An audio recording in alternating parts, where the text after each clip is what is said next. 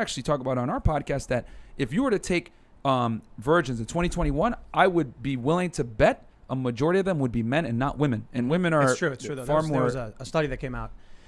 There is an increase in virgin women, but it's substantially less. The increase in men under the age of 29 who are virgins is really, it skyrocketed to like a third. Yeah, it was like 20-some%. Now it's 30% or something like that. No, it was way bigger than that. It was like in the teens and then just doubled.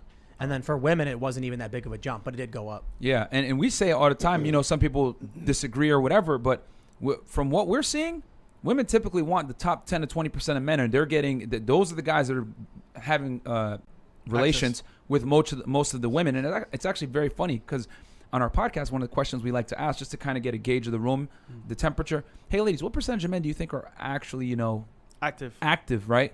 Try to keep it YouTube friendly. And they're always like, oh, 70%, 80%, 90%, 100%. They're all banging. And we're like, no. Only like maybe 10 to 20% of men are like having all the girls.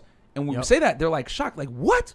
And it just goes to show, I tell guys all the time, women don't live in the same reality that we do a lot of the times. You know, they kind of have dating on easy mode, and they're not used, they don't even see a lot of guys. A lot of men are invisible to them because if they don't meet a certain metric and they're social media, online dating, whatever, it's created this illusion of abundance